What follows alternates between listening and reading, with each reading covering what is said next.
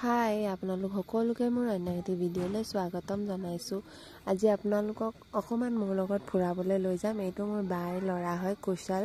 দেখিছেনে কিমান ধুনীয়াকৈ ৰেডি হৈ ৰৈ আছে আৰু আমি সকলোৱে ৰেডি হ'লোঁ আৰু ভিনিৰ লগত গাড়ীত এয়া উঠি আমি যাবলৈ ওলালোঁ আৰু ঘৰৰ পৰা ওলাই আহিলোঁ। এয়া সকলোৱে আমি গাড়ীত বহিলোঁ। গাড়ীত বহি এতিয়া বা ঘৰৰ পৰা ওলাই আহিছোঁ। আমি যাম আজি পৰশুৰাম কুণ্ড আৰু আমাৰ বাহঁতৰ ঘৰৰ ওচৰৰ পৰা মানে যায় তালৈ, বেছি দূৰ নহয় পৰশুৰাম কুণ্ড। এয়া মেধু বুলি কোৱা জেগা এটা। তাৰপিছত এই ৰাস্তাবোৰ চাওকচোন, পাহাৰ গছ গছনি, ইমান যে ধুনীয়া পৰিৱেশ নহয়, ইয়াৰ পৰা মানে যাবলৈ মন নাযায় ইফালে। ইয়াত বহুত ধুনীয়া ৰাস্তাবিলাকো আৰু পৰিৱেশবিলাকো ইমানেই ধুনীয়া যে চাই একদম বহুত মনোমোহা লাগে। চাওকচোন পাহাৰ পৰ্বত ইমান ধুনীয়া লাগিছে। আমাৰ সিফালে যে ইমান নাই, গোগামুখ ধেমাজিৰ ফালে ইমান নাই এনেকৈ ৰাস্তাবোৰ, ইয়াত বহুত ভাল। এতিয়া আমি পৰশুৰাম কুণ্ড গৈ পালোঁগৈ। এয়াই ৱেলকাম টু পৰশুৰাম কুণ্ড বুলি লিখা আছে। ইয়াৰ পৰা চিৰি আছে, ইয়াত কমেও 500ৰ পৰা ওপৰতে আছে চিৰি খটখটি। আৰু এয়া আমি খোজকাঢ়ি গৈ আছোঁ আৰু ইয়াত বান্দৰবোৰ যে ইমান আছে, ইমান ধুনীয়াকৈ মানুহক চাই থাকে। আৰু এইটো পৰশুৰাম কুণ্ডৰ নদীখন হয়। এতিয়া আমি গৈ আছোঁ খোজকাঢ়ি। ওপৰলৈ উঠিলেতো ইমান কষ্ট নহয়, কিন্তু নামি আহোঁতে বহুতেই কষ্ট। নামি আহোঁতে যেনে তেনে আমি আহিছোঁ, বহুত ৰেষ্ট কৰি আহিছোঁ। এতিয়া আমি বৰ্তমান গৈ আছোঁ। তাৰপিছত ইয়াত পৰশুৰাম কুণ্ড বুলি ধুনীয়াকৈ এটা প্লেচো আছে য'ত ফটো মাৰিব পাৰি সকলোৱে। এয়া এতিয়া পৰশুৰাম কুণ্ডটো অকণমান ওপৰৰ পৰা আপোনালোকক দেখাই দিছোঁ। দেখিছেনে কিমান ধুনীয়া লাগিছে।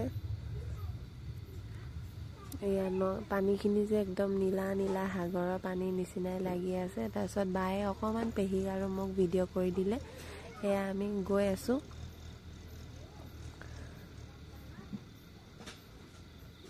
এয়া এতিয়া গৈ পাই আমি গা চা ধুই ধুনীয়াকৈ ওলাই আহিলোঁ, কিন্তু ভিডিঅ'টো তেতিয়া কৰা নহ'ল গা ধুওঁতে, যিহেতু তাত বহুত মানুহ আৰু এনেকৈ ভিডিঅ' কৰিব নোৱাৰি। সেইকাৰণে এয়া এতিয়া আমি আহি আছোঁ, গৈ আছোঁ। ওপৰলৈ উঠোঁতে যে ইমান টান, যেনে তেনে উঠিছোঁ আৰু এয়া অলপ তাত বহা জেগা আছে, তাতে অকণমান ৰেষ্ট কৰি বহিলোঁ।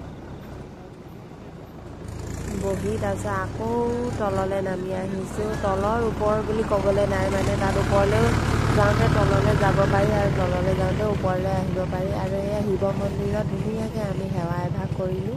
তাৰপিছত এয়া দুৰ্গা মন্দিৰত সেৱা কৰিলোঁ। এয়া হনুমান মন্দিৰ আছিলে, তাত সেইটো নকৰিলোঁ বাৰু। এয়া এতিয়া আমি ধুনীয়াকৈ আহি ওপৰত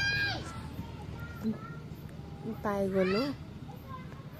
এয়া এইটো পৰশুৰামৰ মন্দিৰ হয়, এইটো মেইন মন্দিৰ একেবাৰে তলত আছে। তাৰপিছত ইয়াতে ধুনীয়াকৈ চাকি এভাগ জ্বলালোঁ, ধূপ কাঠি জ্বলাই ধুনীয়াকৈ সেৱা এভাগ কৰি আহিলোঁ।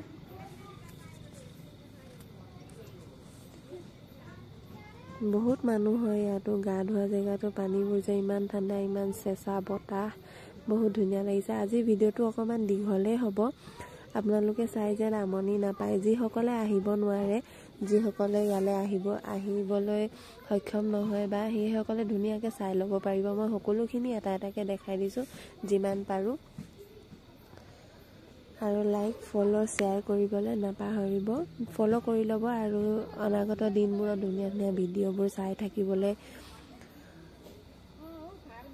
চাওকচোন এতিয়া আমি ঘূৰি গৈ আছোঁ। গাড়ীত উঠি আহিলোঁ আৰু এতিয়া ৰাতিপুৱা একো খাই অহা নাছিলোঁ, যিহেতু তাত ভাত এসাঁজ খাই হোটেলত। তাৰপিছত এইখন ব্ৰিজ এখন আছে আৰু ইয়াৰ পৰা যে চিনেৰীটো ইমান ধুনীয়া লাগিছে, পাহাৰ পৰ্বত, নদীখন কিমান যে ধুনীয়া লাগিছে। আৰু আমি সকলোৱে এখন গ্ৰুপ ফটো মাৰিলোঁ আৰু ঘৰলৈ বুলি ৰাওনা হ'লোঁ। তাৰপিছত ঘৰলৈ ৰাওনা হোৱাৰ পিছত এইটো চখাম বুলি কোৱা জেগাত ইমান ধুনীয়া পাৰ্ক এখন আছিলে, তাতো সোমালোঁ। যিহেতু প্ৰথমবাৰ আহিছোঁ, সেইকাৰণে ধুনীয়াকৈ সোমাই মেলি ফুৰি গৈছোঁ। কাইলৈ ঘৰলৈ যামগৈ, সেইকাৰণে ইয়াত চাওকচোন ৱাটাৰ টেংক এটাও আছে। ইমান ধুনীয়া লাগিছে যে পৰিৱেশটো, মানুহো ইমান নাই। টিকেট কাটি ধুনীয়াকৈ সোমাব পাৰে। ফুল নদীবোৰ ইমান ধুনীয়াকৈ আছে, ৰেষ্টুৰেণ্টো আছে। আমি তাত একো নাখালোঁ, মন্দিৰৰ পৰা আহিছোঁ যিহেতু মন্দিৰৰ ওচৰতে ভাত পানী খাই আহিলোঁ। আমি সকলোৱে ইয়াত ধুনীয়াকৈ সোমাই ফুৰি মেলি ঘৰলৈ আহিব লাগিব। ইয়াতে অকণমান ময়ো ভিডিঅ' কৰি ল'লোঁ, ফুলবোৰ চালোঁ। ফুলবোৰ ইমান ধুনীয়াকৈ ৰুই থৈছে। পাৰ্ক যিহেতু ফুলটো থাকিবই। কিমান ধুনীয়া লাগে নহয়নে এনেকুৱাবোৰ জেগাত গ'লে। এইখন ৱালৰ নিচিনাকৈ ধুনীয়াকৈ বনাই থৈছে আৰু এইজোপা গছ যে কিমান ধুনীয়া আছিলে। আৰু এইটো কি বুলি কয় মই ইমান ভালকৈ নাজানো, কিন্তু বহুত ভাল লাগে। পানীবোৰ ধুনীয়াকৈ ওলাই আহে, ইমান ভাল লাগে নহয় দেখিবলৈ।